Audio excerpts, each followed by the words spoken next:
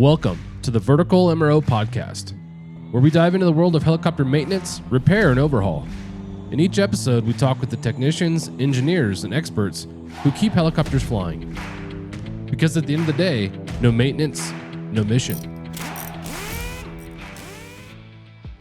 Scott, I'm interested to hear your insight because you kind of led with the idea of COVID and how that's changed in the operations. Labor is a big part of that. It's actually changed the way we manage the maintenance department as a whole. We're all at the same shortage. If nobody's bulked up on employees and parts to go compete in your market, we can only really stay in our market. There is no other people. So you have to look after your resources. A speaker yesterday, he made the statement that 61% at all times are looking for other jobs. And I don't know if that's the case or if it's just water cooler talk, but making sure your employees feel valuable and engaged and in a bigger organization. For Boeing, they're bringing it down and listening to the people. They're doing surveys, they're hearing what the employees need and if we have struggles or not. So which is good. It's good to see. It's not just a 9-to-5 kind of position. We're actually doing this to grow the employees that are in there and bringing them forwards. Welcome to the Vertical MRO Podcast, brought to you by Vertical HeliCASTS in partnership with Vertical Magazine.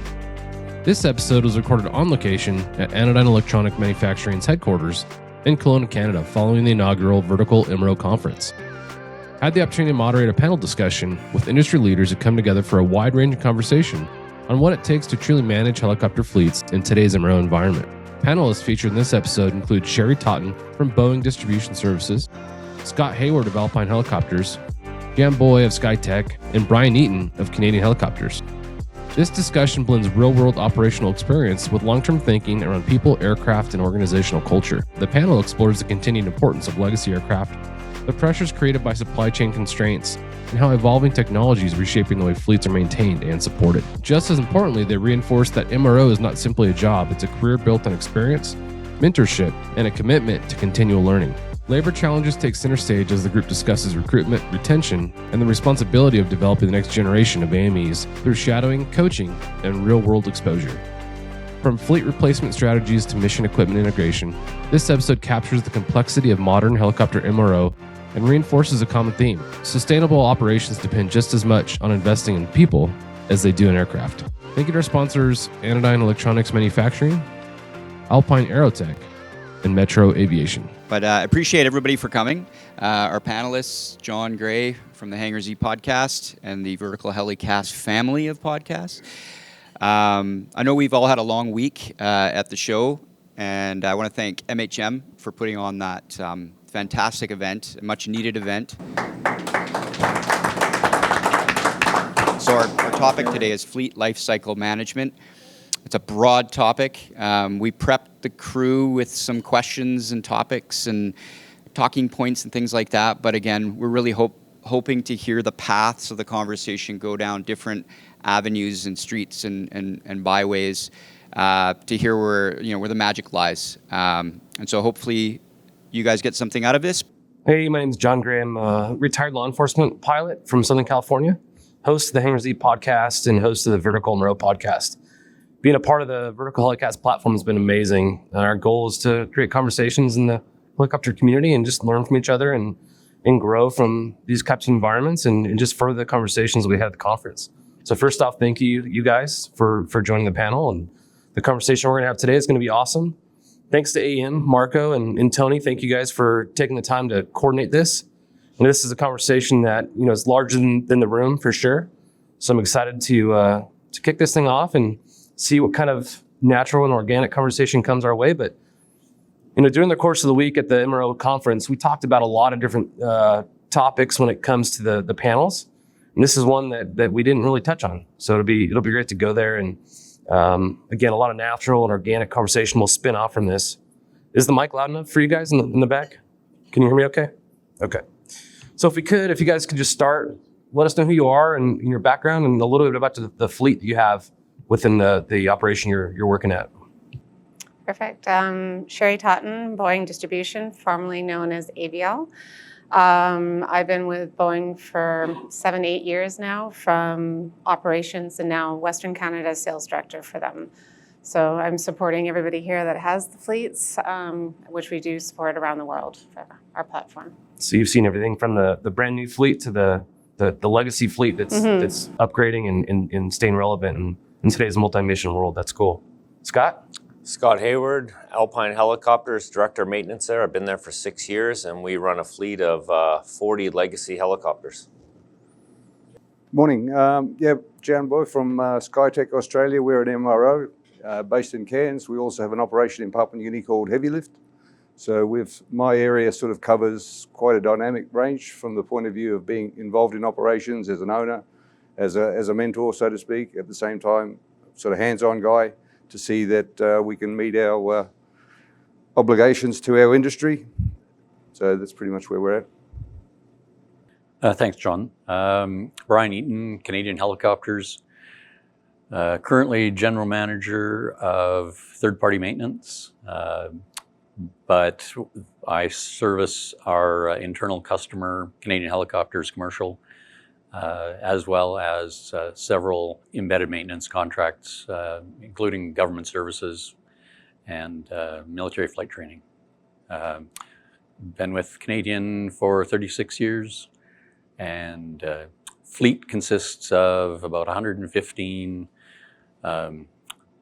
light twin and medium and heavy aircraft.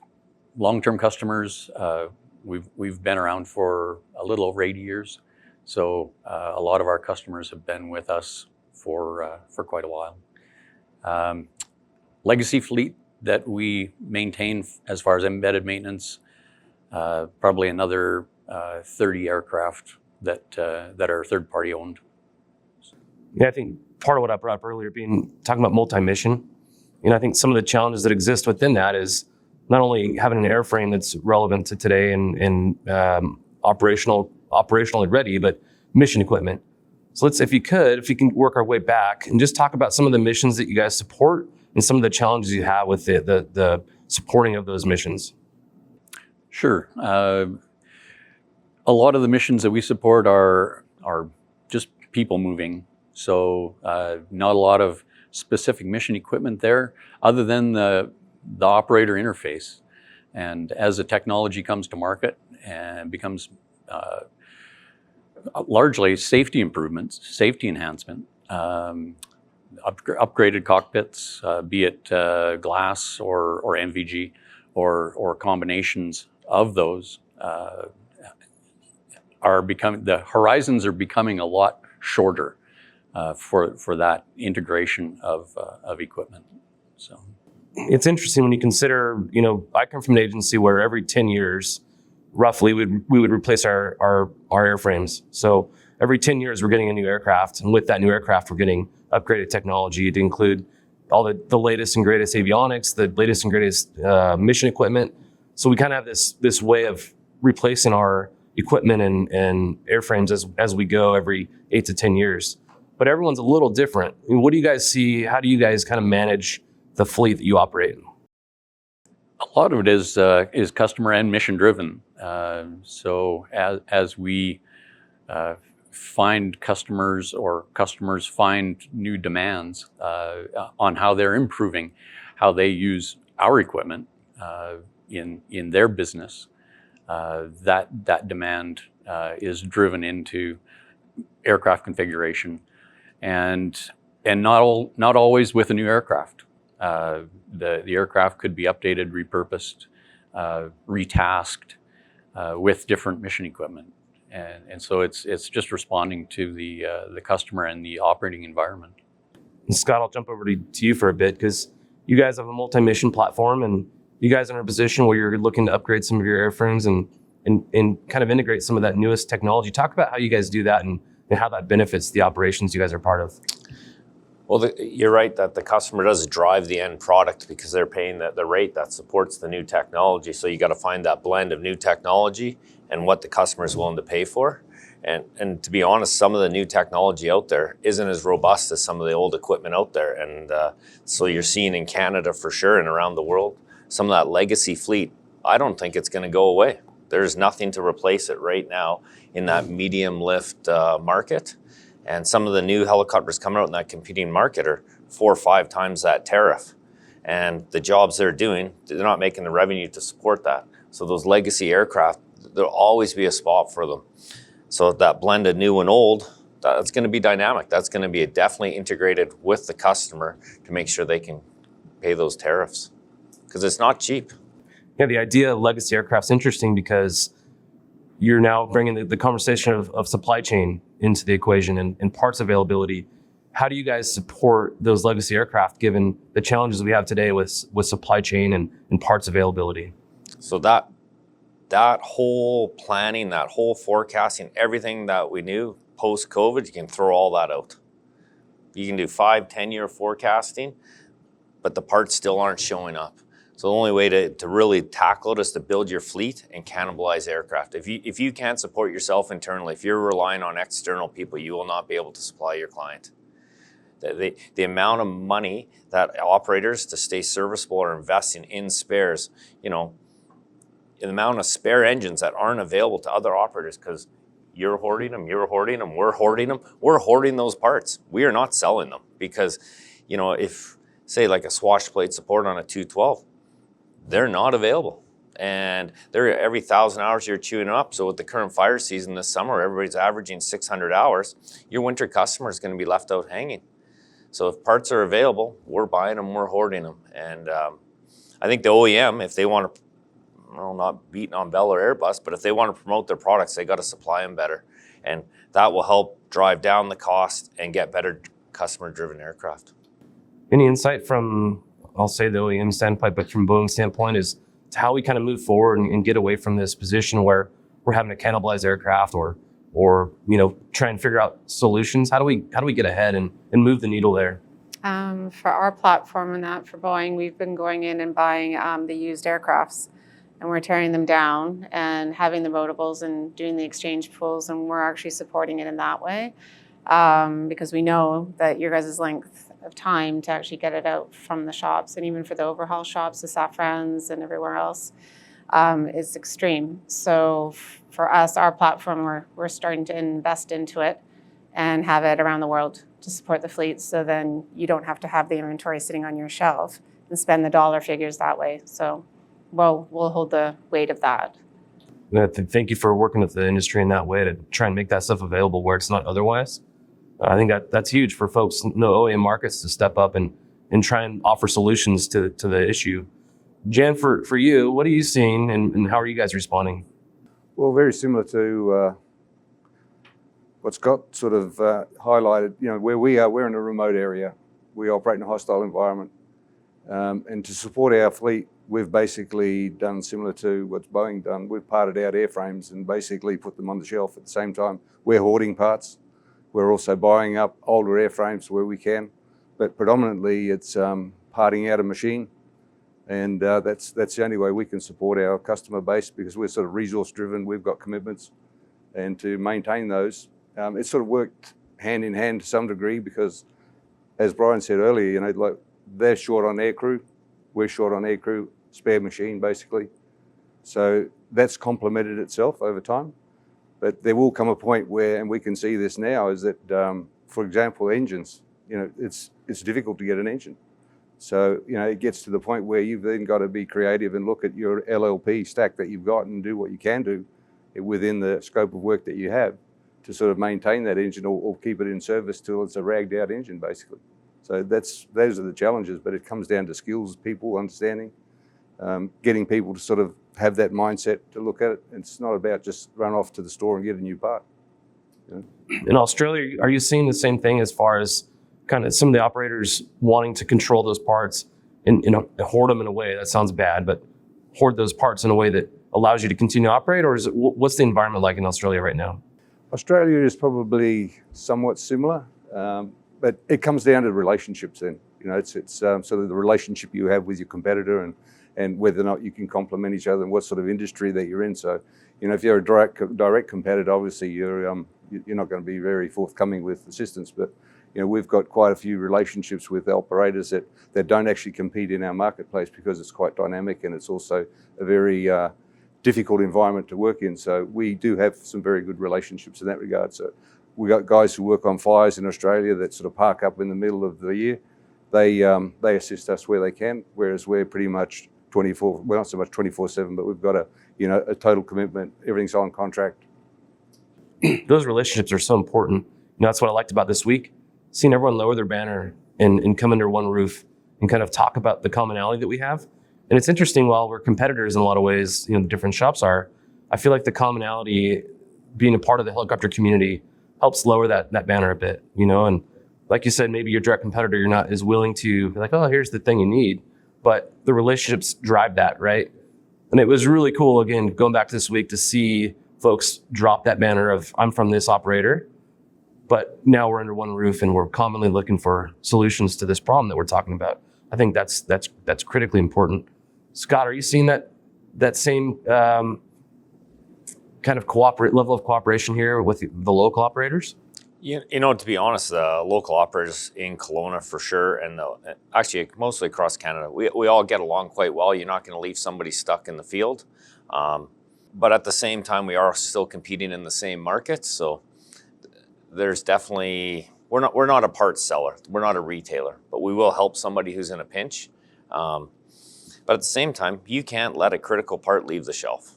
Like, we get calls all the time, say for a 212 main rotor blade, I'll use that. And, if you got 150 hours left on it, doesn't sound like much, but that'll get you out of a pinch. And we can't give away that relief set. It's not about money. It's not about earning revenue. It's about keeping that aircraft serviceable. And I think in the last couple of years, everybody started that whole hoarding program. And that's probably some of our bottleneck as well. But yeah, no, there's good relations through all the companies. Any insight on your behalf?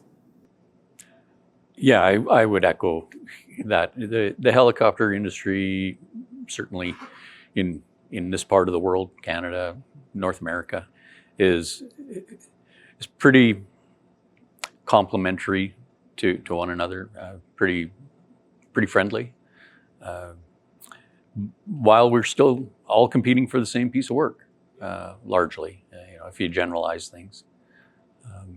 But we have different business sustainability models, different business approaches, and I think everybody, or a lot of people, have found their comfortable spot while we're all looking to nudge our opportunities in different directions. Sherry, I'm going to move to you and move to the question that we have listed here.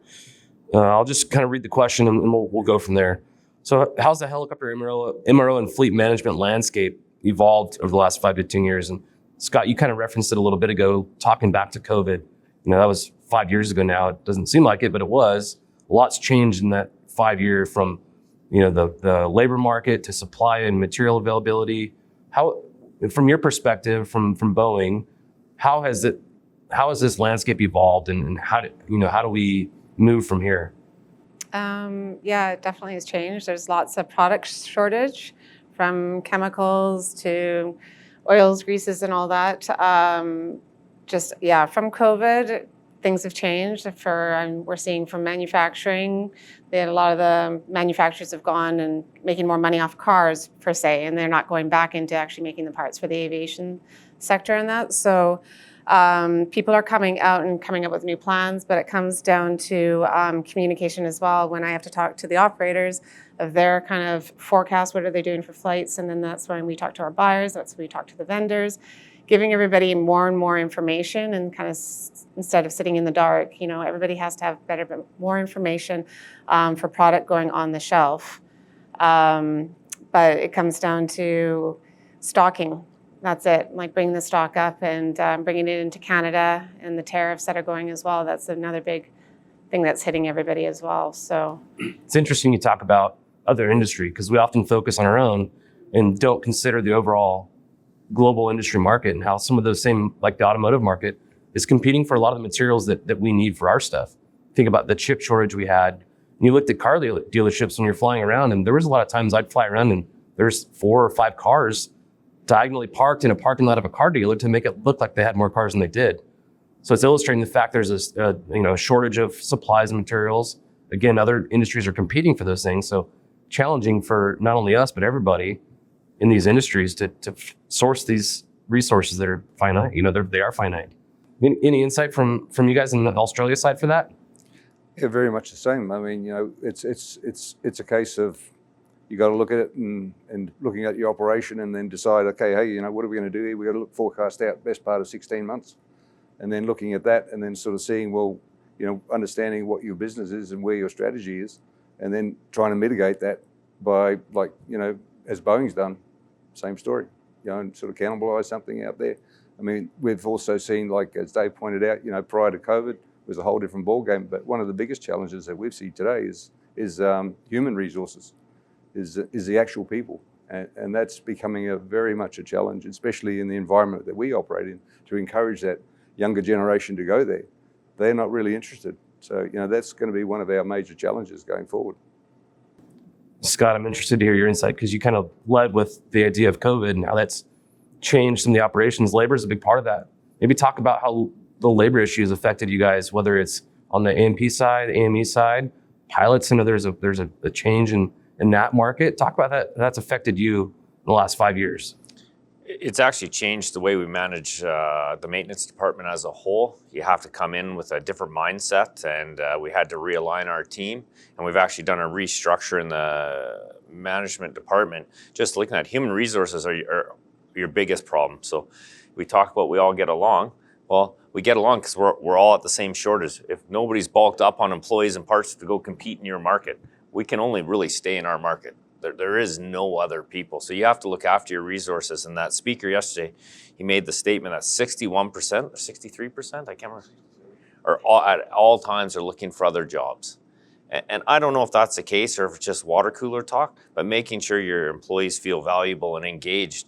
And in a bigger organization, that's tough because everybody has a personal something going on. And the more people you get to keep those connections, it's tough. Yeah, the larger the organization, the harder it is to kind of understand where your employees are and where some of those issues arise, But I love that the fact that you brought that up because it does illustrate people don't need to stay where they're working currently. There's all kinds of jobs they can go get.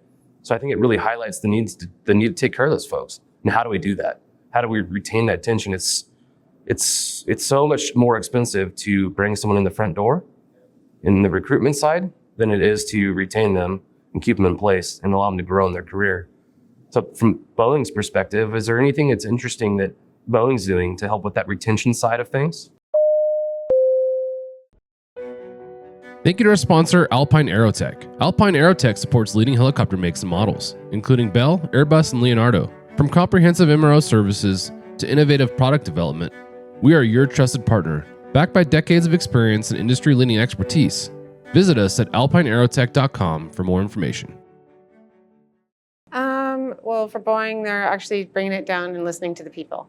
So we're doing a lot of, they're doing surveys, they're hearing what the employees need and, if we have struggles or not. So which is good. It's good to see, it's not just a 9-to-5 kind of position. We're actually doing this, not a succession plan, but trying to grow the employees that are in there and bringing them forward. So it is a positive sign for them as well. So. Well, we've been talking about the cannibalization of aircraft, and in a lot of ways, we're cannibalizing the employment pool, with AMEs. From your perspective, talk about, what you're seeing, not just within your own shop, but kind of the local trend as far as that goes. Well, I think everybody's touched on it. It's adapting to current conditions and market-driven conditions, and one of those is the labor force. We used to focus heavily on planning how to maintain an aircraft, how to deliver spares and replacement parts and services to maintain that aircraft. And now it's shifted to planning how to manage the labor force, and that applies to how we deliver the aircraft to the customer. We talked about a couple of things earlier, and the contract duration that you can sign up work for is really a stabilizing aspect of our business that we're lucky to get engaged with, where 5 to 8 year contracts let you plan fleet, let you plan parts, let you plan personnel, training horizons, all of that kind of business stability and sustainability. So that's really one of the I guess parts that CHL pushes towards is engaging in that kind of work. So would you say that some of the labor and training issues that we have today are kind of in a way shaping some of your fleet replacement processes? Yeah, absolutely. And where, having a unique airframe, a one-of airframe versus a common fleet, where it's easier to apply people with similar training, where a one-of may be a customer request. How sustainable and maintainable is that piece of your business going to be if it's really a unique outlier? Depends on the customer, I guess, and how eager we are to respond to that demand. Scott, can you guys talk about a little bit of your strategy when it comes to the fleet replacement and lifecycle management?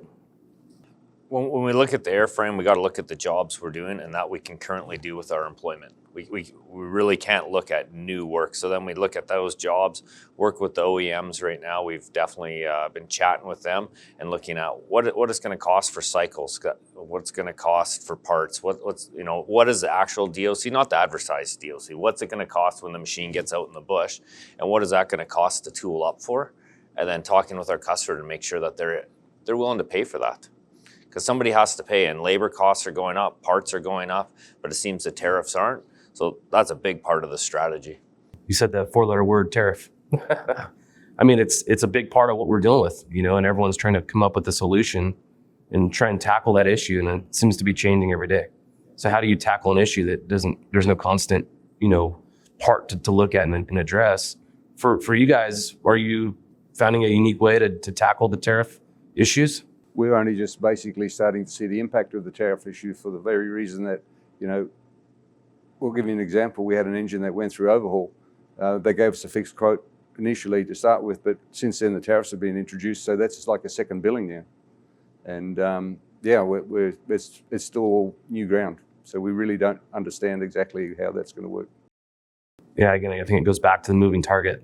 Just not sure exactly what it is that we're trying to address. For you guys, I know it's a big issue you're trying to navigate. Any insight from your perspective?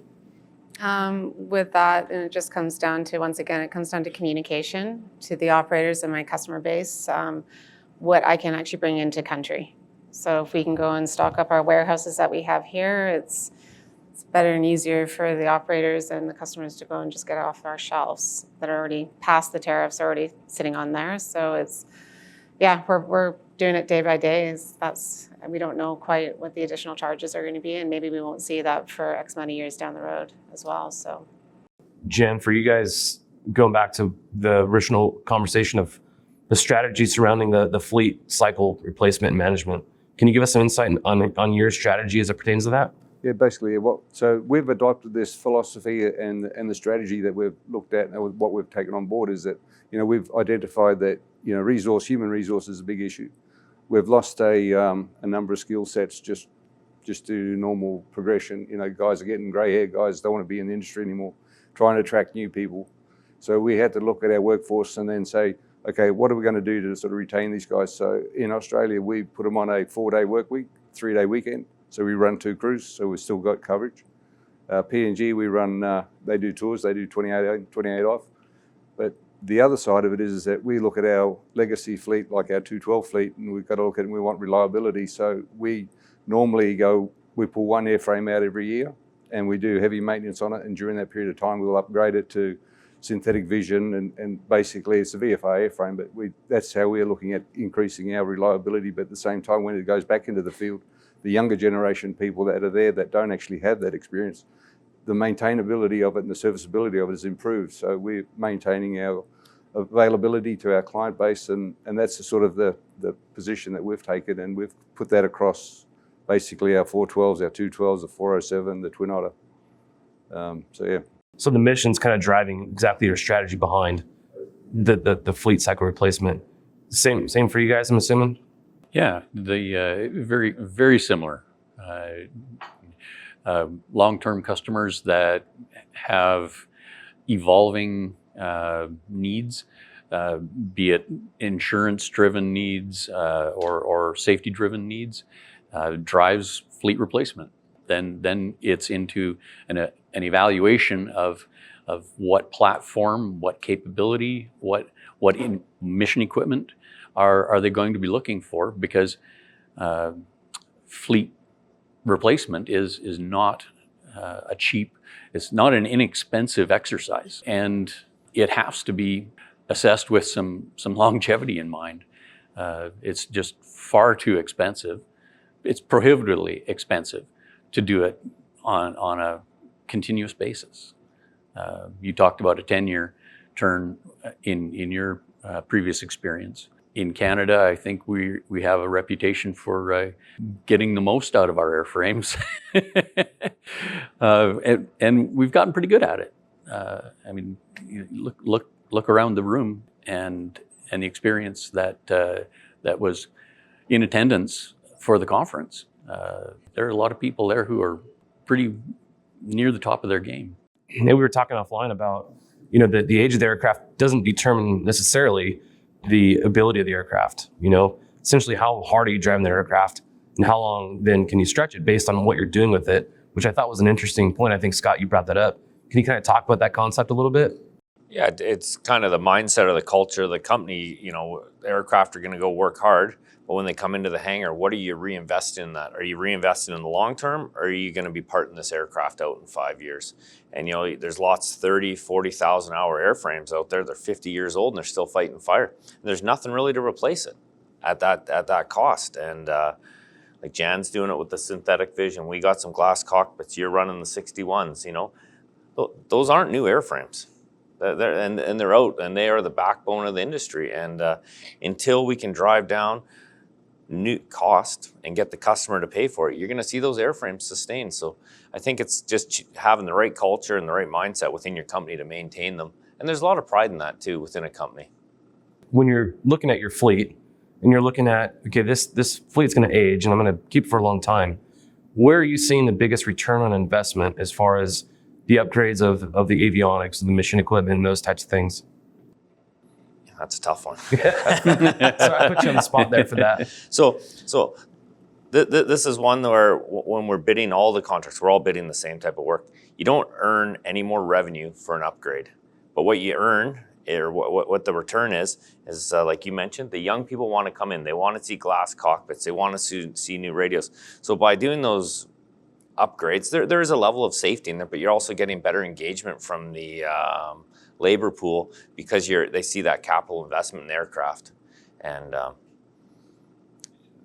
the avionics have advanced far beyond what we need for the VFR world. Like synthetic vision, we have some of that in our machines, and you don't really need that fighting fire. Like it's not a requirement, but they like it, and that's part of it. And that integration, ADS-B in and out, and giving just some advantages and some safety tools.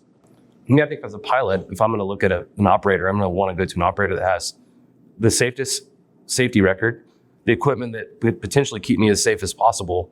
So I think if I'm evaluating that, I'm looking for glass cockpits, I'm looking for autopilot systems, all the things that if I go into a double IMC scenario, there's a way out potentially, So I think, like you said, maybe the return on investment isn't direct operating costs. It might be a retention of the employment pool or the attraction of new folks to your company because of that. On the maintenance side, how does that translate? Money. We make huge capital investment into the fleet, and actually, what's interesting now is what we're started that process with our 212s. We're doing glass cockpits, ADS-Bs, upgrading the radios with some AEM radios here, and but actually procuring those parts all at the same time, ensuring that upgrade's complete, because after you're done your fleet, the first one you did is already obsolete. So what's the next plan? So, do you do your whole fleet, or do you do half the fleet? So I think when you set out a plan, it's got to be pretty flexible and pretty fluid, because technology and requirements are going to change as you go. Jan, anything to add in there? No, I'd have to agree. You basically have to be fluid with the concept. I mean, ideally, you want to keep the same product or the same manufacturer. But as Dave pointed out, GPSs are a classic example. They're within literally 2 years, they're basically obsolete, or you can't get a part anymore. So that's one of the big challenges.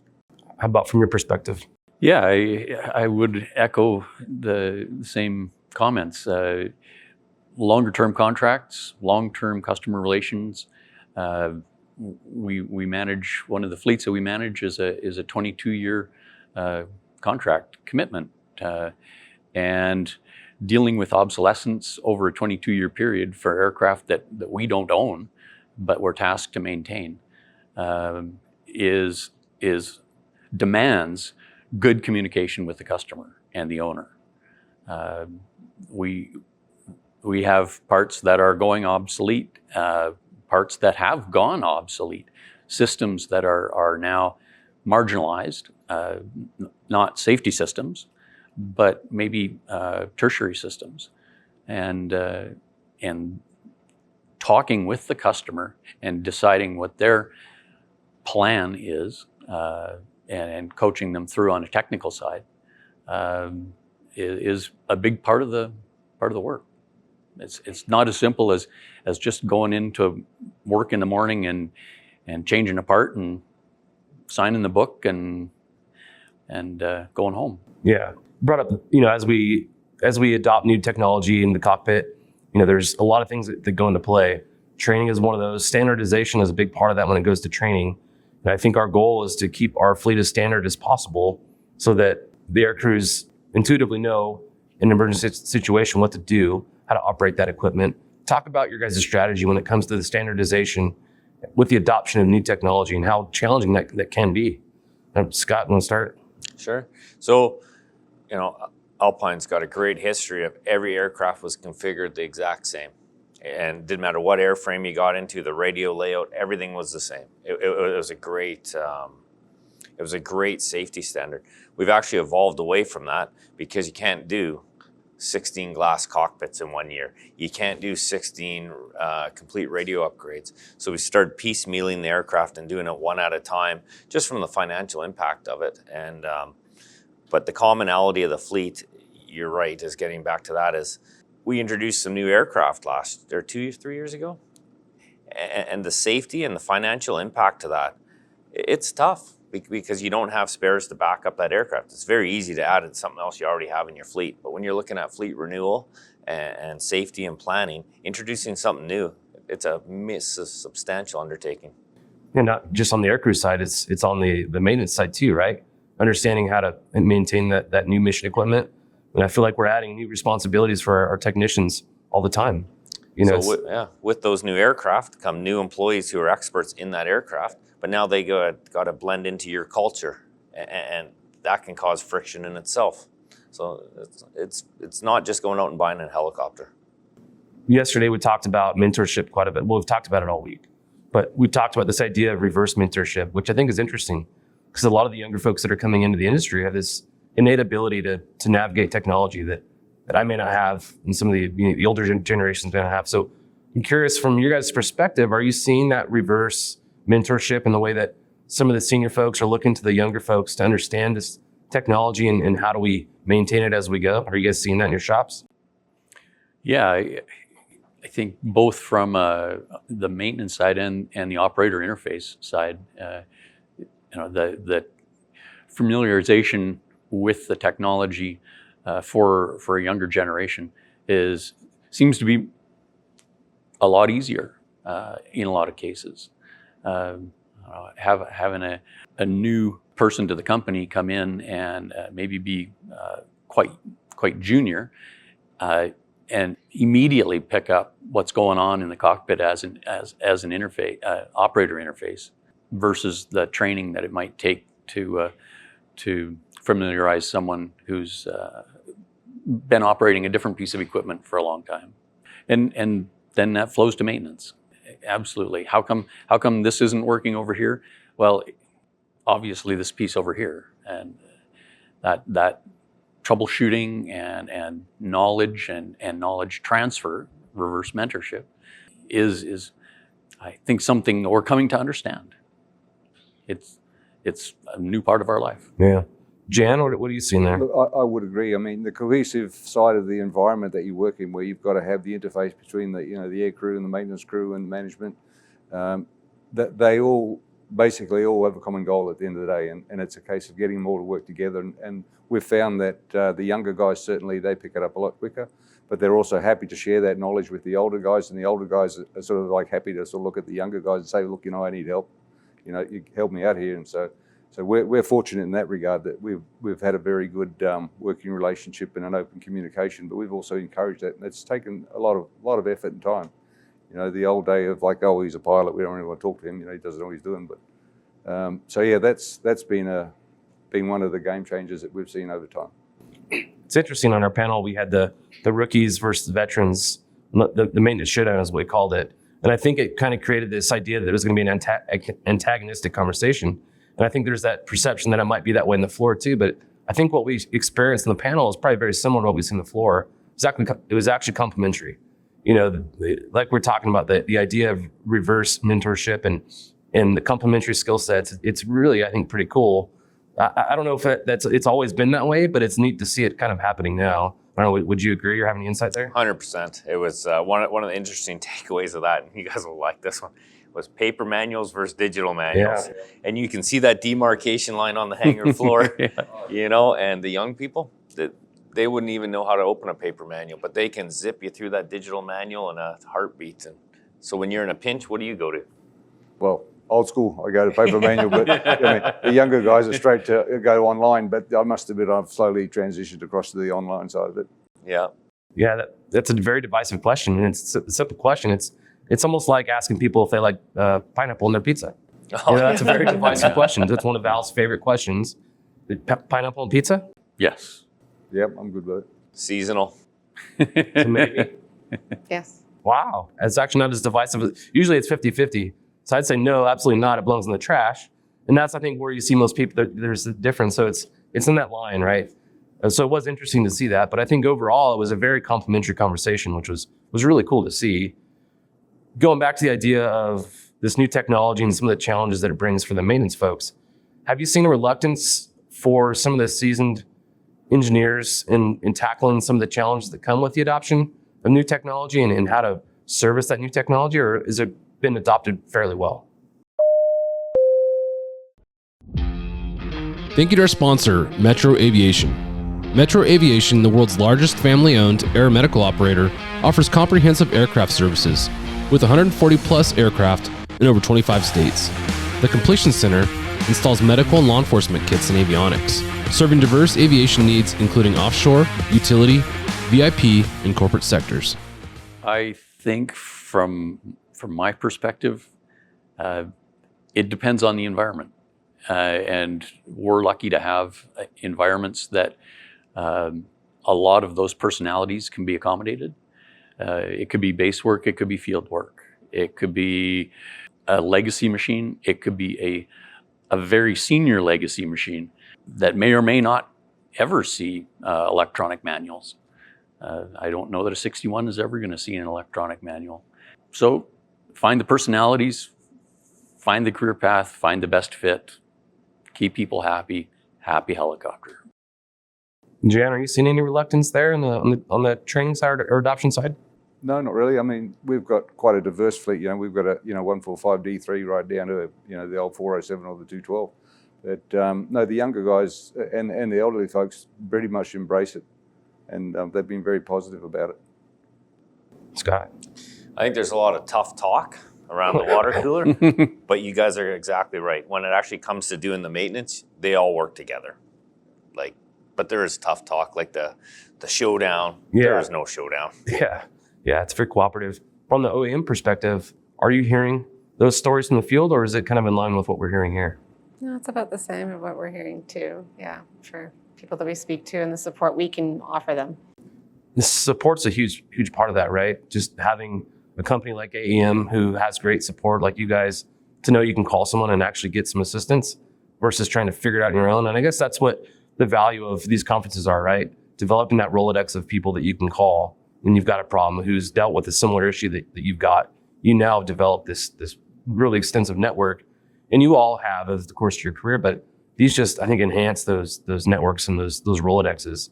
I guess when I say Rolodex, I'm dating myself. Not all kids know what Rolodexes are these days. But yeah, I think it's going to the idea of networking. Can you kind of talk about your takeaway from the conference and some of the value that goes with that concept of gathering under one roof and some of the benefits from that? I think networking is our biggest things here in the industry, and that's how we support each other. And like you say, they're all not competing against each other, or they might be competing against each other, but everybody's willing to back each other up, and it's your network, and that might have helped you out and might help you out, and it's just, I don't know, it's the circle of business. And I find that, I mean, I deal with a lot of platforms in aviation, from helicopters to fixed wing to everything. It's just people and the ones that actually have the knowledge, those are the ones you keep in your back pocket. And I mean, I use it all the time, and I share that with other people as well. Yeah. Better than the manuals. For sure. Yeah, I feel like a lot of times we operate in somewhat of an island.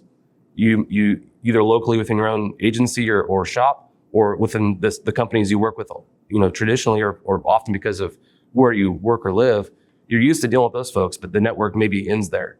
Whereas you come somewhere like here and you're meeting folks from all over the world, and that network just grows. I love that concept. Any insight from you on that? Yeah, no, it's networking is key to the survival of a company. Knowing people to help you out, and not just in the parts, but actually in the human resources as well. I get calls from lots of people because everybody has a place in the industry, I believe, and you might not thrive in this company, but you might be able to thrive over here by change of environment, and people excel. And I think networking, you find about parts, people, and yeah, it's great. I was talking to a DOM last night, and he was saying he was really happy he got to come and all the benefits that we're discussing. He said the challenge he had was talking to leadership within his organization and trying to get the leadership to understand the benefits of going. And I think the concept that leadership bought into was that, oh, you guys are just going to go there and drink beer. And while there is beer, and we do drink beer at these things, the benefits of that far exceed kind of this idea that it's a party, right? How many problems have been solved over a beer and a napkin in a bar? And from your perspective, how do we kind of fight that mindset that, oh, it's just a party, you're just going there to have fun? It's an interesting one, and I guess when you look at it from a management level, that's sort of their perception. But then, they've got to see the benefits of that, and that comes through the networking side of it to when you actually have it happen firsthand. And that's where, like, the maintenance guys, they all get together and they go to all these different events, HAI, what you guys have been doing as well. So when there is a problem, they'll pick the phone up and they'll talk to the other guy who may be in the opposition, but, it's not at that level on the floor. Like, you're there to help each other. And that comes through the actual networking. And then once management see that benefit, they embrace that, and then they sort of will say, okay, yeah, we're happy to spend that sort of money on that to see that grow. And the industry is so small in a lot of ways that, we do complement each other. And, like, we talk regularly. I mean, they'll see something that we haven't seen, vice versa. And then when you do get to meet at an event, you can sort of compare notes, and it's, it's very valuable. I feel like the return on investment might be a little slow with some of this stuff because it takes a while to build these networks. And you got to look at the long term of it. I think it's not a short term gain thing; it's a long term gain. Yeah, I think once the leadership kind of understands that, it'll move the needle there. And I'm excited to see how that changes the industry as a whole. I think it'll be really interesting. Any insight from you on that? Yeah, again, just building on common concepts. I think the technology of social media and that level of communication has far reshaped how we manage and how we should value the group meetings of shared experiences, shared solutions, and shared problems.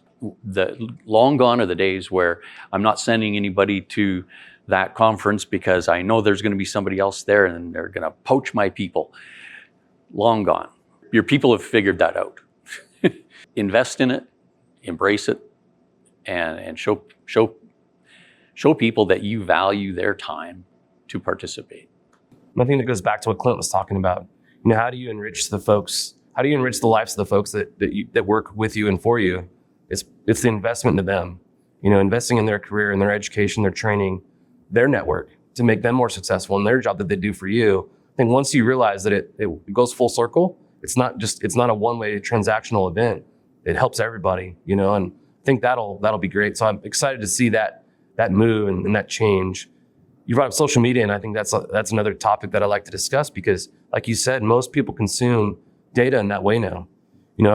When I grew up, it was going to the library and looking in the index and finding the book, and like you had to find an encyclopedia if you want to learn about helicopters. And it's so different now. Now you go on Instagram, and within half a second, you found Vertical's Instagram page, and you're looking at all kinds of cool stuff.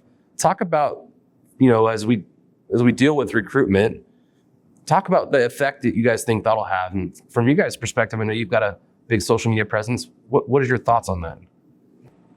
Well, we've had that on both levels for Boeing and that sort of stuff. But for social media and that, it's just about our growth, the growth in the movement that we're doing. But it's the best way to go and communicate it to the people. And everybody's on social media, even if they say they are or they're not. They're on there at one level or not. It's just how you get the word out. But then you got to be careful with the social media as well. It's just that's how everybody communicates. And then once you communicate it out on social media, it's out there. Right, so you can't take it back. Right. So you gotta filter the information you put out there. So for us, I think we're doing a good job on that. So. I think it not only communicates the missions that we do and the unique environments we operate in, but it helps the young kids to see like that could be me. And I think that was the challenge we've had traditionally. If you don't live by an airport or if you don't live in an area where there's a lot of helicopters, how do you find out about that? So I think it really offers a unique way for people to explore the industry without actually having to be from an area like this where there's a lot of helicopters. Now, you've had the benefit of living in this area for quite a while, and a lot of the folks that work for you, I assume, grew up seeing that stuff. But what are your thoughts, surrounding that conversation? Social media. So got an interesting comparison with our bases. We have a tourism rescue base out of Canmore, and there's a real young culture there. And they love social media. They run all our social media platform. You don't see anything from Kelowna. You don't see anything from Golden. And it would be great if we did, but you have to be in tune with that, with the younger generation. And I'm just not. That's not my... I'll go in and look at what we were posting, but I'm not going to post anything. And, for instance, we were in heavy maintenance and I put a GoPro up in the corner of the hangar, let everybody know we're going to film a day of heads and transmissions coming out. Well, it got shut off as soon as I left the room, right? And they'd rather just work. So, but in the other hangars, they embrace it. And we've started I don't know what you call it, but we're on the pack at BCIT, SAIT, Okanagan College, Northern Lights, and going to the colleges when the kids first come in, because the airlines take 95% of the kids. 98% of the kids, and show up and talk about the careers and talk about what's available. And we've started a program now where they're coming out of their first year, and we'll hire them for the 4 months in between their seminars so we can kind of test drive them. And they are on our social media. What do you guys do? Are you a cool company? And that was never part of it before. Nobody looked to see if you were a cool company. Yeah, before you had the yellow pages, and you go to the yellow pages and you open it up and like, oh, there's a company. Does their logo look cool? I don't know. Now you can go to their social media page and see all the cool stuff they're doing. I think it's great. But you bring up a good point. I think there is a generational divide with the adoption of social media and finding value in that. I think a lot of the senior folks despise social media on a lot of levels. And I think a lot of the younger generations have found a lot of value and have found a way to leverage that to their benefit, And I think it's a service to us as a community to continue to leverage that, to expose these young folks, because that's obviously how they're consuming the information. How about from your perspective, Jan? What do you think? Yeah, we sort of see the very similar sort of, like the older folks, not so much, they don't want to embrace the social media. They see it as a double-edged sword. The younger folks definitely do embrace it. They contribute, like we have basically a quarterly newsletter that we send out to all our folks. Our environment that we work in, everybody knows where's the helicopter is a helicopter, because they're 95% of the only way to get around some of those parts in New Guinea is by helicopter. But the younger generation is definitely driving the social media side of it. And it does encourage the community that we're in, and also their generation to sort of say, hey, well, that's cool, they're doing great things. It's neat to go fly around out of a helicopter and look down a long line or something like that. So that side of it is beneficial, and we have seen younger people show more interest in our environment and also in what we do. That at the same time, we've also embraced like we have a careers day. So where we go to the airport and we work with the various aviation people, and then we have a full-on careers day. But we also went a step further because of the fact that, resources, as in human resources, people and getting younger people involved. They don't want to be involved. It's not a real cool job to work on a helicopter out in the bush. So we've ended up going to our local government and said to those guys, hey, we need some help here. So they've actually introduced a program where we get year 9 guys or ladies, whoever they want. They'll come to the hangar. They'll work there 1 day a month to start with, and then they go. Once they get to about year 11, they get 1 day a week, and then if there is interest there, and we have seen over probably the last 4 years, initially when this was first introduced, the interest level wasn't there. They were too busy sitting on their phones, and this is not really for me, but I'm just doing it because I get out of day out of school. So whereas today we've seen real engagement, and where this is really what I want to do. This is a career path for me, and that's been very rewarding. And we've had some excellent young people come out of that. Those are the unique models I think we need to look at and try and figure out how do we implement something like that to benefit the overall community and each kind of community that we're part of. Something you brought up, Scott, I want to go back to you for a minute. You talked about, when we talked about air crews and being good at flying and capturing what air crews are doing when the helicopter's out flying. What we haven't done, I don't think traditionally as a maintenance community, is what you're describing, putting a GoPro up on a time lapse, showing the cool work that's being done, whether it's in the hangar or in the bush, some of the unique solutions that people are adopting in the bush to make things happen. Like, that's cool stuff. I think that's the stuff that's inspiring. So I'm hopeful that as we go and this generational divide as it pertains to social media kind of disappears a little bit, you'll start to see more folks willing to keep the GoPro on a time lapse. Are you seeing that generational divide on your side, or what are you seeing when it comes to social media and the recruitment side? On the recruitment side, yeah, we heavily lean on that aspect of how people consume their day-to-day data and inputs. Probably not as well as some companies, because it's tough to get traction sometimes. And it takes effort, and it takes really finding the right group of people who are going to support it. Now, from the field, great support. We have a young generation of people coming into the industry, and they're all over it. Yeah, it's been an interesting adoption. Kind of unique rabbit hole we went down. We came in here to talk about fleet cycle replacement, and here we are talking about social media and all kinds of interesting topics. But it's pertinent. Those kind of things: recruitment, retention, culture. All those things are relevant regardless of the topic. And it's interesting that it all kind of goes back to those things. One thing I want to talk about is systems integration. And we're talking about mission equipment, and law enforcement in particular. We're really good about having all these really cool mission pieces. Camera systems, radio systems, light systems, hoists. But how do we integrate these systems, and how do we work on them in a way that's efficient? It's challenging, right? Could you guys talk about some of the challenges you've had as far as integrating these different pieces of mission equipment together when it comes to the maintenance side of things? Scott, I'll pick on you again. Yeah, to be honest, we don't have a whole challenge with that. The only challenge is getting specific training on the equipment you're putting in. But generally, when something new comes into the hangar, or there's something new and exciting, there's an excitement, and you'll take 10 or 15% of your staff and train them on that. We just introduced a hoist, and we're doing some specific hoist training. But overall, from a maintenance standpoint, when there's new equipment coming in, people are excited. They want to learn. Like the old guard, they want to learn too. They don't want to be outpaced by the young guys. They don't say that, but you see them signing up for the courses and wanting to be there, right? And I don't see that as a challenge. Jan, same? Yeah, same. I would agree. And if it's anything specialized, normally they've got their own individual tech guy that's going to come in there anyway. Same experience on your side? Yeah, I think people are enthusiastic about seeing new equipment and new integration and new ways to get the most out of the platform. And and whether it be an operator or a maintainer, and if everybody's got an interest in delivering the service. And yeah, I think people are genuinely enthusiastic about it.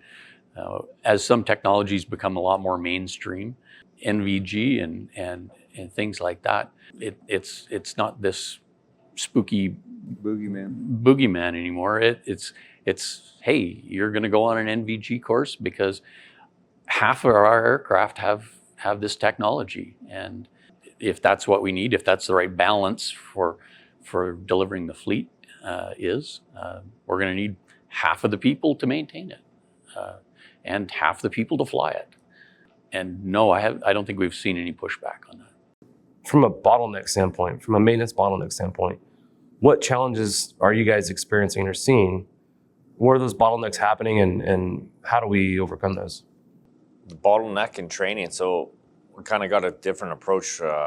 Alpine Helicopters is an approved training organization.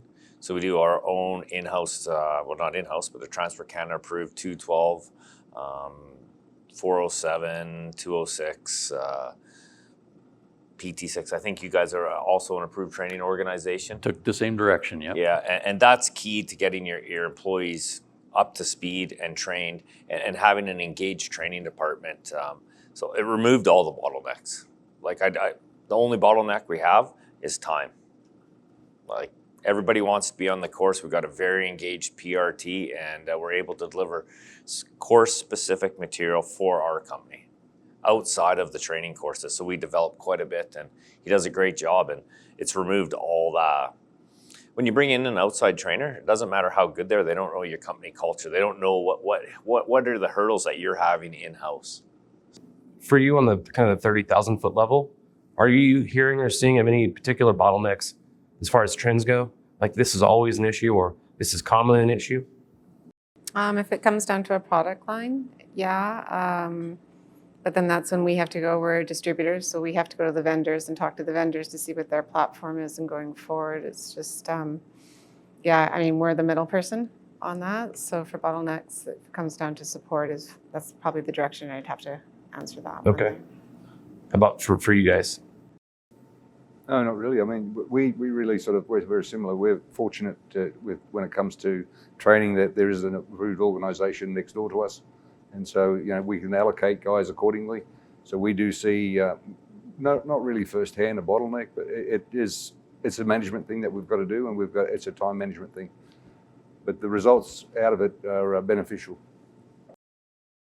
The training part of it's interesting. I guess coming up with effective solutions to train folks in a way that's effective and efficient. I think, again, thinking outside the box in the way we've traditionally done things. On-the-job training isn't always the best, but I think we have to rely on that a lot of the time. So how do we move beyond that? And I'll open the question up to you and see, how do we make our workforce the most effective and efficient when it comes to that? Well, I think Scott touched on it. At one point, we were reliant on the OEMs to provide training for us. And it was on their schedule, it was at their location, and it was at their cost, at their rate, rather. It was at our cost. And so we removed that. We found a solution to that. Now I think it's how much information can you get to the workforce, the labor force, to benefit them without overtaxing them. You could have somebody on training for 6 months a year, and it's probably not going to be as effective as your investment. It's balancing the hands-on with the day-to-day, with the classroom training, with the formal mentorship and the informal mentorship. And it's finding that balance where you find the best effectiveness and efficiency for your operation. Would you agree with that? Yeah, look, I would have to agree with that. I mean, the other thing is that we've also found is that, so we draw on our experience that we've had over the best part of 30 years, and we've seen our weaknesses in where, especially when it comes to like rigging, flight control rigging, engine rigging. So what we've done is we're fortunate still to have sort of like the older guys that are there, and we partner them up with the younger guys, and then they work basically hand on hand together, and it's a hands-on experience that actually, that they actually get value out of that, and it sort of cements this is what we do, because when you read certain manuals, people interpret it a different way, they have a different interpretation. So, but we are getting to the point where we've got to look at that seriously for the very reason that the older guys are moving on, and we've got to capture that, and we've got to come up with a solution here as to how we retain that knowledge so that we can pass that on to maintain our efficiency, because the last thing we need, especially like when it comes to track and balance and things like that, right, we've got modern technology with some of our new gear that'll tell us what to do. But if you don't understand the concept, you're just going to waste money. Yeah, that concept of tribal knowledge is key. And it goes to the mentorship side of what you're talking about yesterday. On the panel, Trish, yesterday, I think it was her, she brought up how beneficial it was for her to shadow someone who was doing some work that she'd never done before. And I think that's what you guys are speaking to. And that level of mentorship and the transfer of tribal knowledge, I think, is a key to a lot of what you guys are describing. And you guys have a really unique program with your apprenticeship and all that stuff. Talk about, from your perspective, how that's working. The industry's changed from when I got in. When I got in, here's your helicopter. Don't make a mistake. It wasn't that rough, but you were just thrown to the wolves. Now, as somebody's coming out of their apprenticeship, they're actually out in the field with other engineers, learning how to rig, learning how to do that. One of the key things they're learning how to do in their apprenticeship is how to interact with the pilot to get the right answers. If you just sit back and wait for the pilot to tell you how the day went, you'll never get the helicopter fixed. Having that interaction. And so what we do is we bring the kids in from school. They do 1 year, and on their second year, we put them on a machine in the field with another engineer, and they spend the whole winter heli skiing, drying the machine, talking to the pilot, interacting. And by the end of that, going into summer, they're ready to go look after a machine. And it's a tough road when you're in the middle of the field by yourself and the machine's broken, but building up that confidence and talking about that, the apprentices, if you don't invest now, we won't have any staff. So right now, I believe we have 12 apprentices. That's a significant number for our company. And, and not all apprentices work out. Sometimes they're better suited in a different setting, and some, they all learn at a different level and a different speed. So yesterday I asked Jeff the question of, if you're the operator who wants to bring an apprenticeship program on board, but don't really understand where some of the challenges are, what advice would you have for that operator as far as bringing that system and that thing online? Talk to your lead engineers or chief engineers who are going to be running those hangars, and what are they looking for that engineer or for that apprentice? Because your vision and their vision could be completely different. And then go to the school and talk to the instructors, because when they come out of school, an apprentice believes because he strung a set of main rotor blades on a 206 that they know how to do that task. So they come walking in the hangar. Oh, I'll go do that. No, you'll help lift the blade first. So taking somebody out of school, slowing them down, and getting them to relearn. And if you interact with your hangar floor leads and then go to the colleges and actually talk to the instructors, it really knocks that bridge down. Do you guys have an apprenticeship program within your organization? And Boeing does, yeah. Any insight from your perspective on how to model that? That, I honestly can't speak to that at the moment. So, how about you guys? Yeah, we're an apprenticeship program. We've got 6 apprentices at the moment, but much like what Dave's done, like we'll get the guy, the shop floor guy, the chief engineer, and he'll go and talk to the guys at the college, and we've got a good working relationship with the guys at the college. So, and they're pretty open about, oh, look, this guy's, he's going to go down the path of avionics, or he's going to go down the path of being an airframe guy or sheet metal guy. But then they'll also tell you openly that, this is, he's the A guy, he's the B guy, so to speak. And then with the interaction that we have, and then we sort of identify whether he's suitable for our environment or what we want to do. But the other challenge we also have is that we've got a heavy base and an operational base. So we've got guys that go into the heavy base who understand the machine, that can tear it all down, put it back together. But when it comes to an actual operational issue, that's where they lack experience. And then so we sort of encourage them and swap them around outside of our operation to sort of build that knowledge. But it takes time. It's not an overnight solution. Yeah, I would agree. There's many permutations of the solution, and finding the one that works best for your company and for the people you're trying to attract, and as the work changes, as the workforce changes, adapting that approach.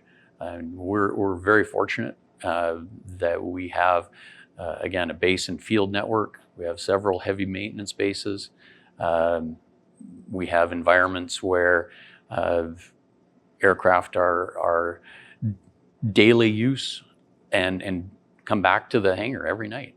And those are incubation centers that are just very productive in finding a path for an apprentice where they're going to thrive and they're best going to support our operations.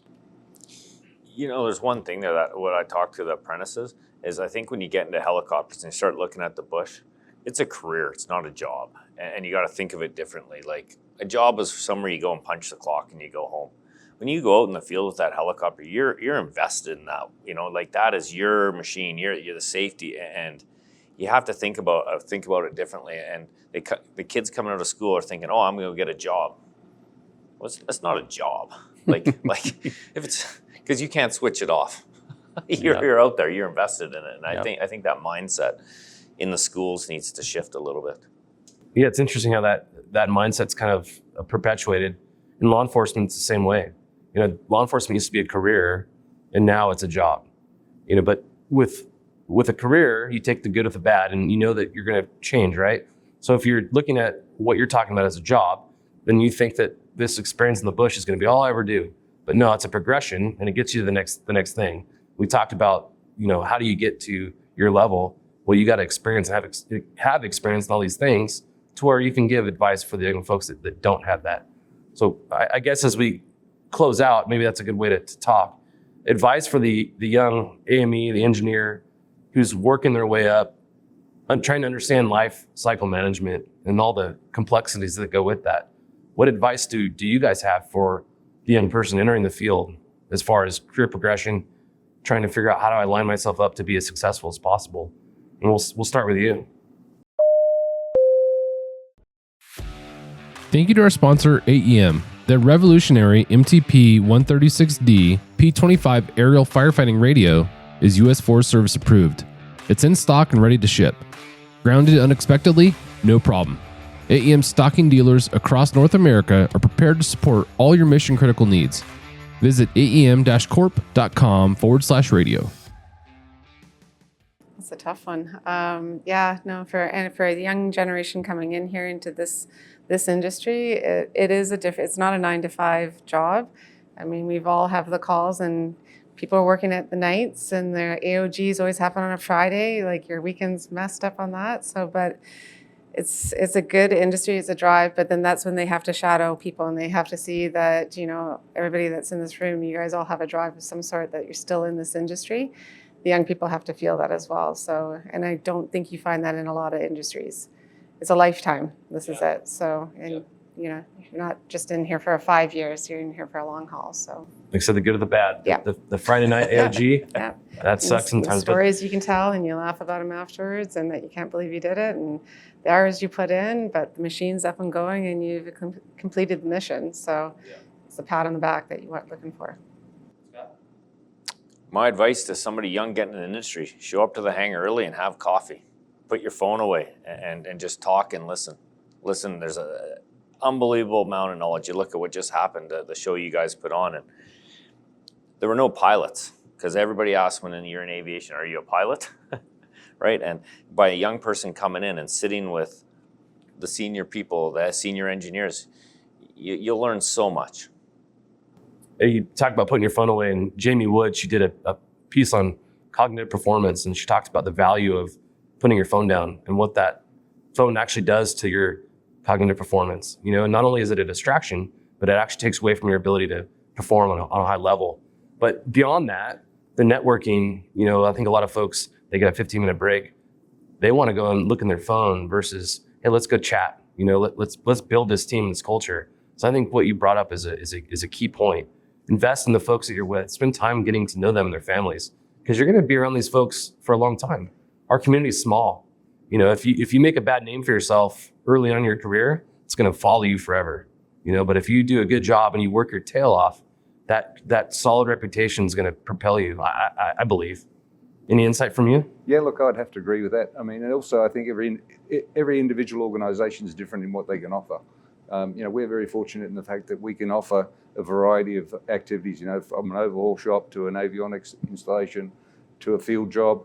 But at the same time, they've got to be able to see that they've got progression, and we've got to encourage that progression. And we see that, in our pilot side of it, the guy who starts out on the 407, he wants to end up flying the 412. And same as the mechanic, he'll start out in the overhaul shop and he might want to work on the hangar floor, or he'll get endorsed on a 407 and work on a 407, but his ambition is to finally get to work on the Super Puma. But then we've also got to understand and realise and accept the fact that once they do get to that level, that they are going to move. They're going to look for something else, and that's natural. We can try and prevent that, but we can only encourage them to stay there and show value in what they do, and also they got to feel valued to want to stay there. So, those are all the challenges that are coming today that we never had before. Yeah, great points. Be responsive, listen, both ways. Communicate. If you don't like a task that you're doing or that you've been assigned, then talk about it. If you don't think you have the training, talk about it. If you think that you're in an uncomfortable position, talk about it, but be willing to listen as well. I mean, that's when you ask questions, you're going to get feedback.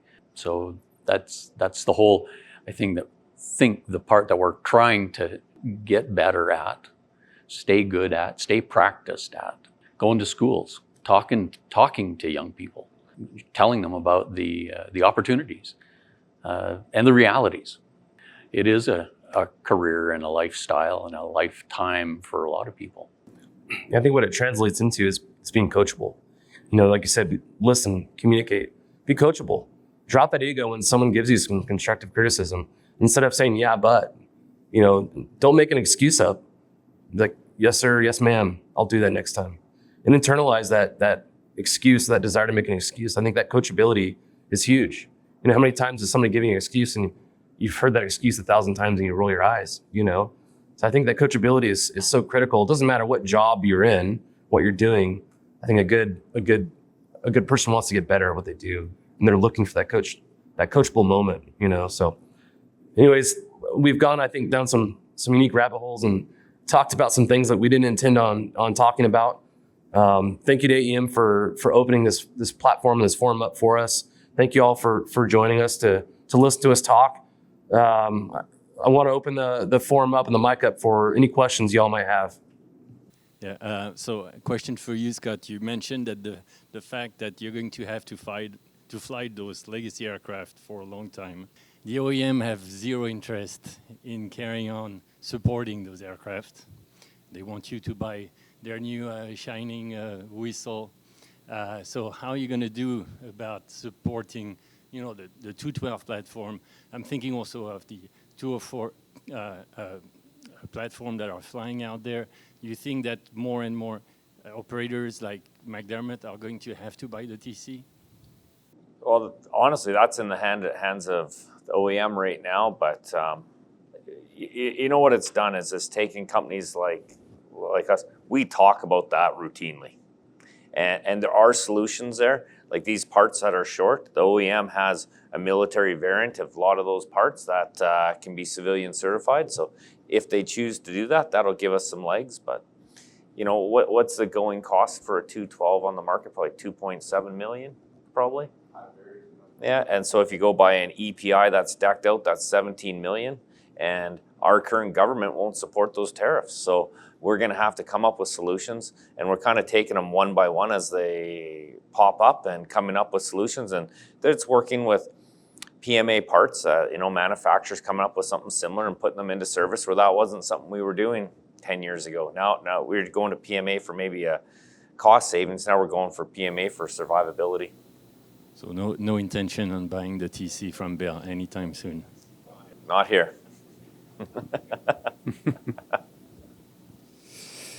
Yeah, thank you everyone for coming here today and sharing your wisdom and thoughts. This might be more of a regulated question, but certainly interested from your side. But what do you think is required in the next few years for a part or a product documentation, both from a manual and a certification standpoint? And how could suppliers perhaps assist with that shift that we see as probably likely something towards complete digitization, but also understanding you got to keep a paper manual for the S61.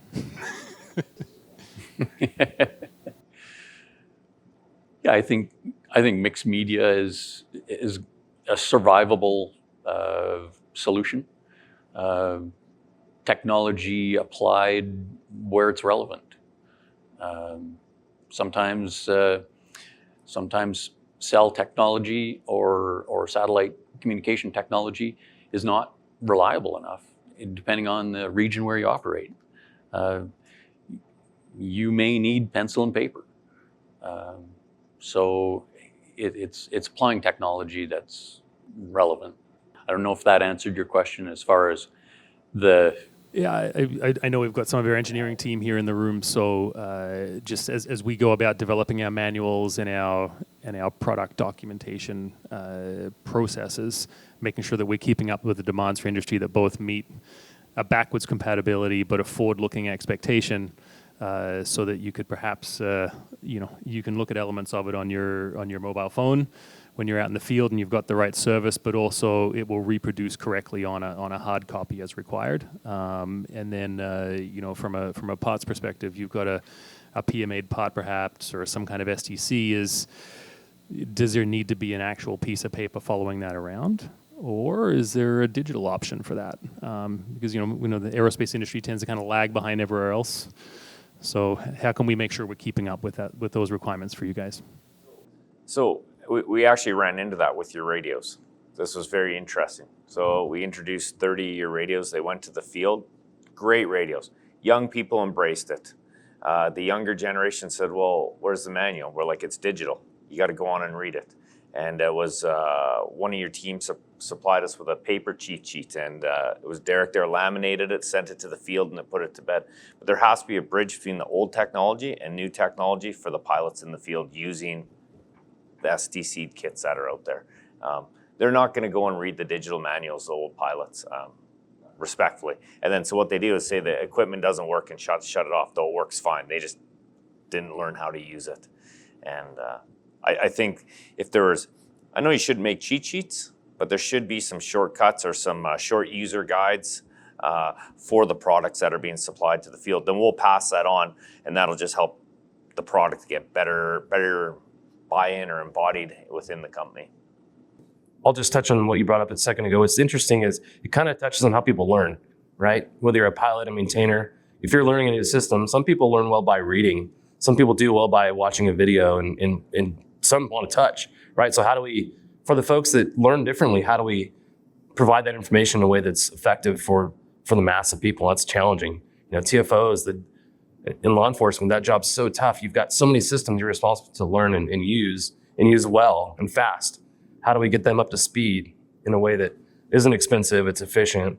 I think you guys are doing a great job of providing the training manuals and the way to learn those different modalities. But I think it has to go across the industry. How do we, as an industry, provide that service that's much needed? Yeah, I think if there's something that when it comes out, the technician wants the detailed manual, the avionics department wants the detailed manual. But honestly, once it gets to the front line, they're not going to read the 180 pages or... No, they just want a basic step, 1, 2, 3. This is a leaflet. Yeah. And so we make our own, but then when we do that, we don't actually include all the functions of whatever kit we've bought, and we miss out of the actual getting the benefit of the product. And so we've reached out to quite a few of our vendors as we're doing these STC glass cockpits and asking them to help us with some cheat sheets. YouTube University, that's huge. And being able to navigate a lot of these digital menus, it's hard to read that and understand it. But if you can see it on a YouTube University screen, yeah, that's gold. Any insight from you guys? No, I would agree. With a lot of this new technology that's being integrated, it will usually deliver exactly what you ask for. So if you're not asking for the right outcome, you won't get it. and it's not broken. It's working perfect. So that's the challenge is styles of learning and how we present it to the end user for a predictable outcome. But the reality of it is that is the direction it's going to go. It will go to the YouTube University. Because for the very reason that that's modern technology, satellite systems are out there, they're affordable. You can be in remote areas and have access to real-time data. So that's basically how I see it. Very thankful for YouTube videos. Hello, everyone. Really appreciate you joining us here today. Fantastic conversation. This question is to all the panelists and the moderator as well. Essentially, looking 5 years out from now, what do you think is going to keep you up at night? Lack of parts. Nailed it. What'll keep us up at night is everything we've discussed today, but I think it's going to come down to supporting legacy aircraft, because even if you're to go buy a new aircraft today, if you're to pull the trigger, you're not going to get that aircraft in 9 months. It'll be 2 years to 3 years by the time you get the parts for that aircraft. So how are you going to, we will be having the same conversation about the legacy aircraft, I believe, till I'm out of the industry, and the new aircraft won't have taken over. That's my personal view. I don't know what you guys. Yeah, I think the new aircraft that we are going to see will, when we see them, be mature airframes and mature platforms. And they may be well integrated as fleet upgrades, but they may be pending legacy by the time we introduce them. And so, I mean, are we solving anything, or are we just we created another problem, assuming the same imperfect solution with a new platform? Are the parts supplies going to be any better? Are the supply chains going to be more robust? In 5 years, I don't think so. I mean, speaking from today, I mean, we look at the D3, for example, and the D2. The support for that today is unacceptable, considering it's a new airframe. So we spend more downtime with modern machinery than we do with legacy aircraft. So it's a time management thing. I think from my perspective, the biggest fear that I've got is when you look at the recruitment side of things. We're at the bottom end of this bell curve, and we're about to skyrocket, and this huge need for AMEs, engineers, pilots, all levels, all positions in aviation. We've developed these really cool capabilities to complete really cool missions, but do we have the folks to support those missions, to complete the missions? That's what scares me. I mean, how do we effectively engage these folks? I think we've got a big battle to fight, and I don't know if people realize that. Absolutely, because I mean, you're competing with other parts of the industry, and it's what can you best sell, and what's going to attract those people, and that is a challenge. We focus on pilots and AMEs, but there's a whole other element of the industry that doesn't get trained and is getting absorbed somewhere else in the parts supply, in the people out there negotiating the contracts. Like, we're not talking about them. Who's drawing up all the analytics for the parts we need and the shortages?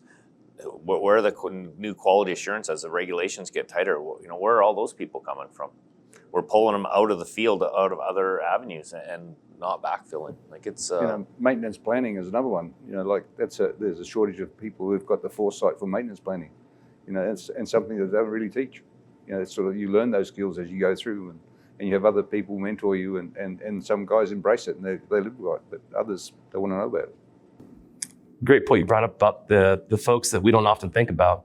When you think about the successful completion of a mission, it's hard to think through all those people that touch that mission from the R&D forward, and the production side forward.